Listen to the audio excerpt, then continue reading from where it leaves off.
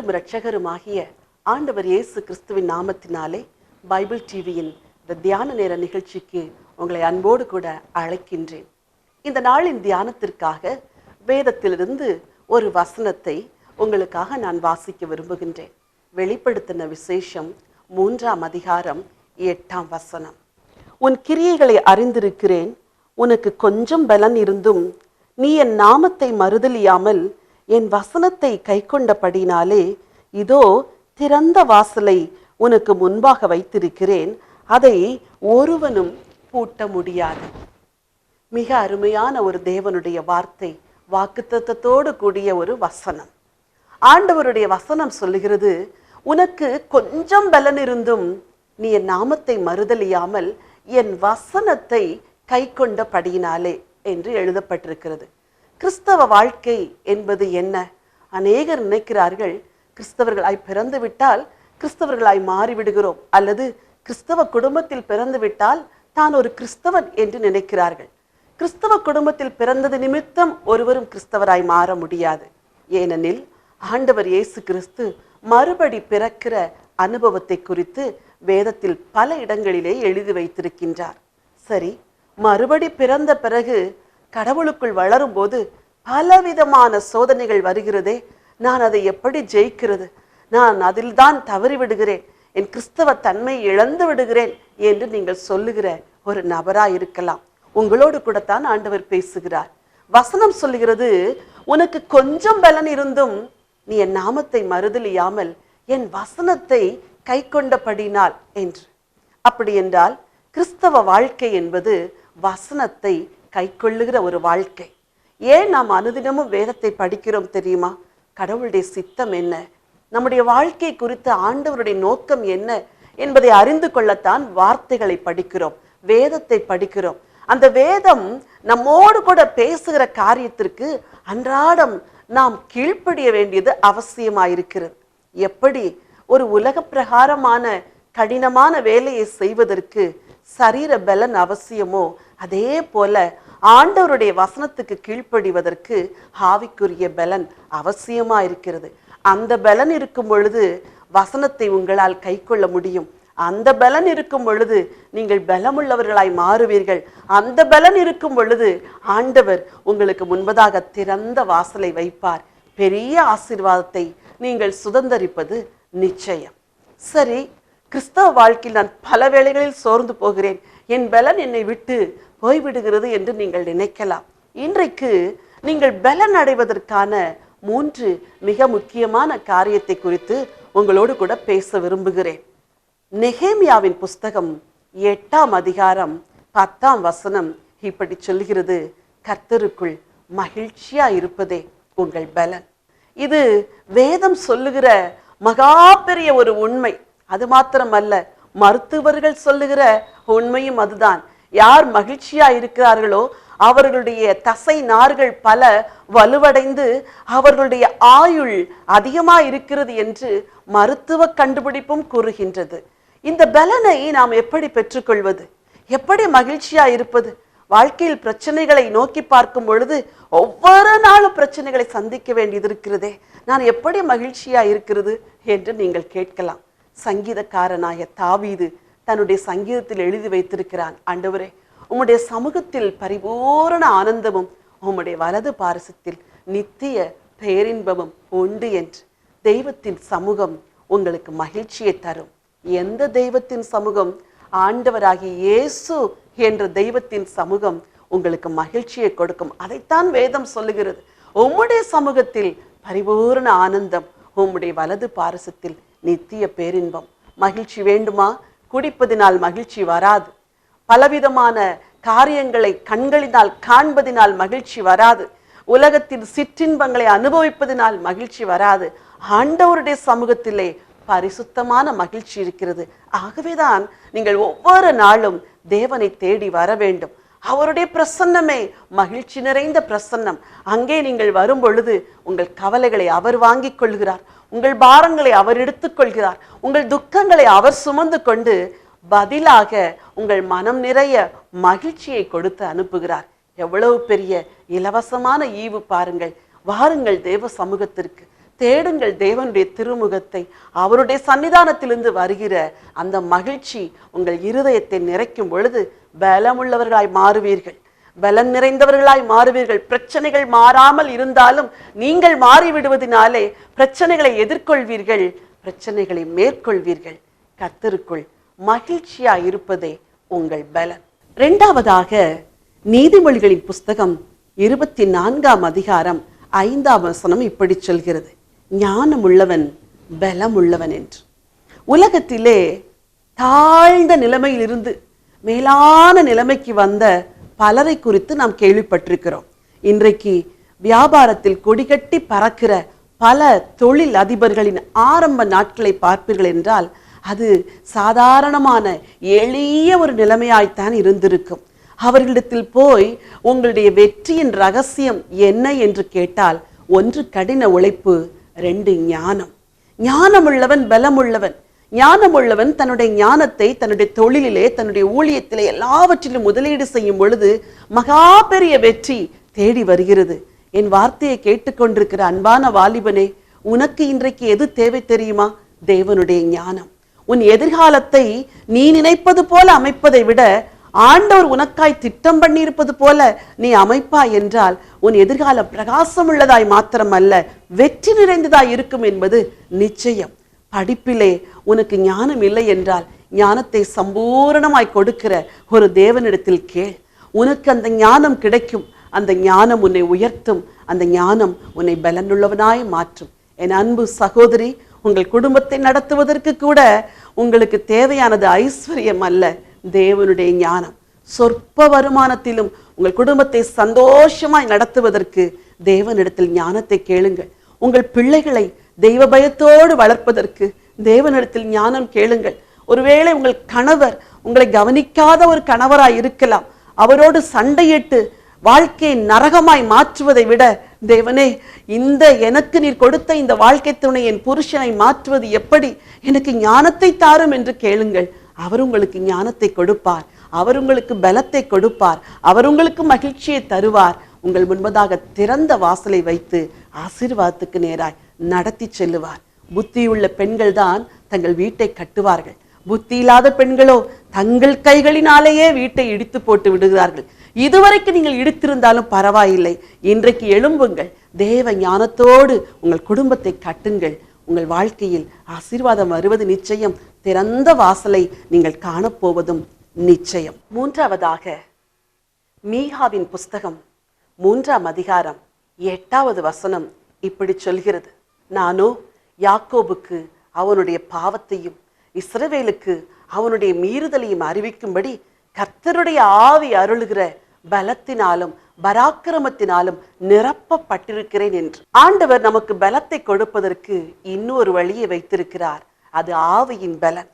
ஆகவேதான் அன்றைய நாட்களில் அப்போஸ்தலர்கள் மேல் வீட்டறையில் காத்திருந்து தேவனுடைய பலத்தை பெற்றுக்கொண்டார்கள்.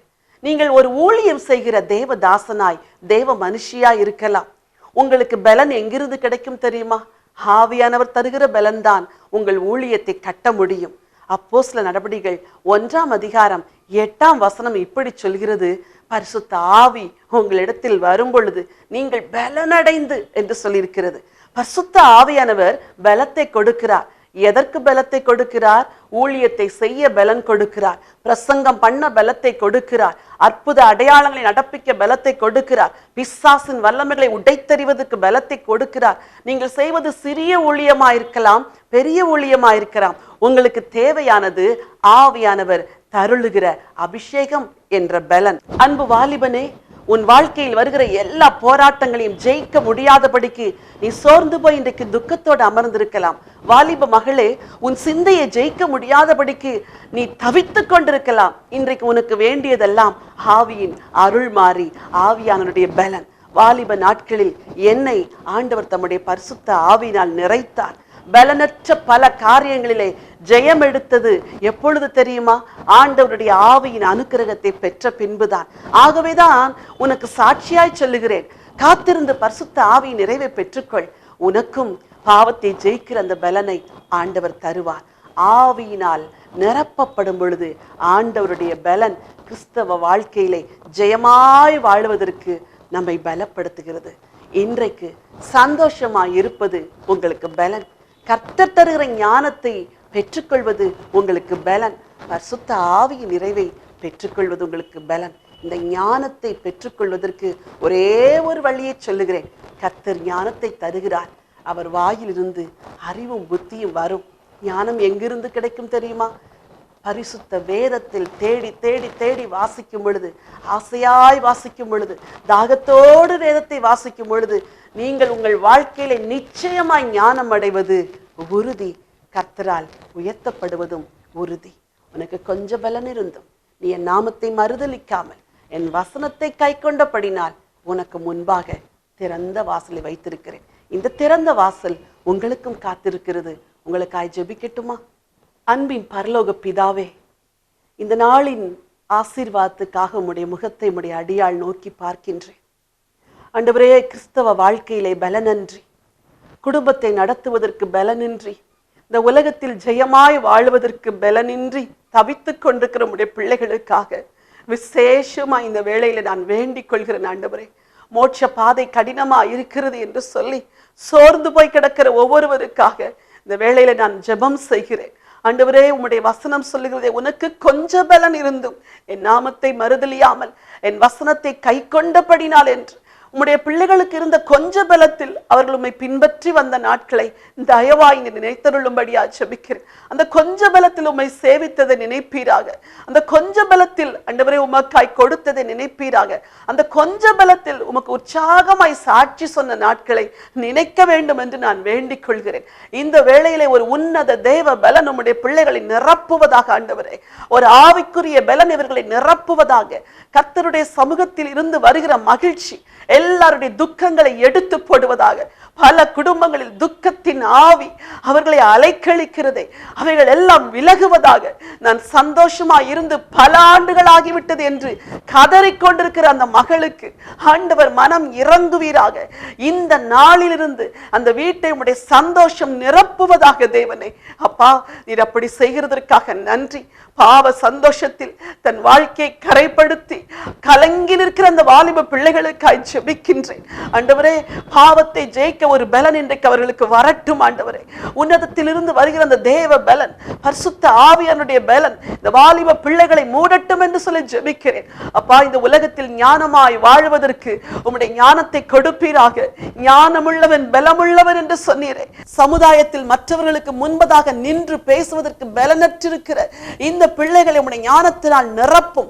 வரும் நாட்களிலே உயர்ந்த நிலைமையில இவர்களை கொண்டு வந்து வைப்பீராக. நல்ல தொழில் அதிபர்களாக, உயர்ந்த நிறுவனத்தில் அதிகாரிகளாக இவர்களை மாற்றுவதற்கு உம்முடைய திவ்ய பலனால் இவர்களை நிரப்புவீராக. தேவ ஞானத்தால் அந்த பிள்ளைகளை நிரப்ப வேண்டும் என்று சொல்லி ஜெபிக்கிறேன். தானியேலை போல, யோசேப்பை போல, ஒரு எஸ்தரை போல உயர்ந்த ஸ்தானத்துக்கு இவர்களை எடுத்துக்கொண்டு செல்ல வேண்டும் என்று நான் வேண்டிக் கொள்கிறேன். ஆண்டவரே, நீர் அப்படி செய்கிறதற்காய் ஸ்தோத்திரம். விசேஷமாய் ஊழியத்திலே சோர்ந்து போயிருக்கிற தேவ பிள்ளைகளுக்காய் ஜெபிக்கின்றேன். ஆண்டவரே, கர்த்தருக்கு காத்திருக்கிறவர்களோ கழுகுகளைப் போல செட்டைகளை அடித்து உயரே எழும்புவார்கள் என்று சொல்லியிருக்கிறதை, உமக்கு காத்திருந்து இந்த உன்னத பலனை பெற்றுக்கொள்ள உம்முடைய பிள்ளைகளுடைய முழங்கால்களை பலப்படுத்துவீராக. ஜெப வாழ்க்கையை பலப்படுத்துவீராக. ஜெபித்து பல நாள் ஆகிறது, என்னால் ஜெபிக்க முடியவில்லை என்று கண்ணீரோடு கதறிக்கொண்டிருக்கிற தேவ ஊழியன் வாழ்க்கையிலே இப்பொழுது ஒரு ஜெப ஆவி மூடட்டும் என்று சொல்லி ஜெபிக்கிறேன். எல்லா சோர்வின் ஆவிகளும் விலகுவதாக. பிசாசின் கிரியைகள் விலகுவதாக. ஊழியத்தில் உண்டாகிற எல்லா போராட்டங்களும் இரட்சகர் இயேசுவின் நாமத்தில் விலகுவதாக. இவருடைய எல்லைகளை எல்லாம் நீர் விஸ்தாரமாக்க வேண்டும் என்று உம்முடைய அடியால் நான் ஜெபிக்கின்றேன். திறந்த வாசலை வைப்பீராக. ஏராளமான ஆத்துமாக்களை கொடுப்பீராக. என் வார்த்தையை கேட்டுக்கொண்டிருக்கிற ஒவ்வொரு குடும்பத்திலும் தேவ பலன் இன்றைக்கு இறங்கி வருகிறதற்காய் நன்றி. ஒவ்வொருவரையும் ஆசீர்வதியும். ஒவ்வொருவரையும் இந்த நாளிலே கிருபையினால நிரப்புங்க ஆண்டவரே. இரட்சகரும் அருமை மீட்பெருமாம் இயேசு கிறிஸ்துவின் நாமத்தில் வேண்டிக் கொள்கிறேன் ஜீவனுள்ள நல்ல பிதாவே, ஆமென். பிரியமானவர்களே, இந்த செய்தி நிச்சயமாய் உங்களுக்கு ஆசீர்வாதமா இருந்திருக்கும் என்று நம்புகின்றேன். சோர்விலிருந்து எழும்புங்கள். தேவன் உங்களை பலப்படுத்தி இருக்கிறார். திறந்த வாசல் உங்களுக்கு முன்பாக இருக்கிறது. God bless you. இயேசுவின் இயக்கம் என்ற ஊழியம் இயேசுவின் அன்பையும் இயேசுவின் வார்த்தையையும் பூமியின் கடைசி மனிதனுக்கும் கொண்டு செல்ல வேண்டும் என்ற தரிசனத்தோடு ஸ்தாபிக்கப்பட்டதாகும்.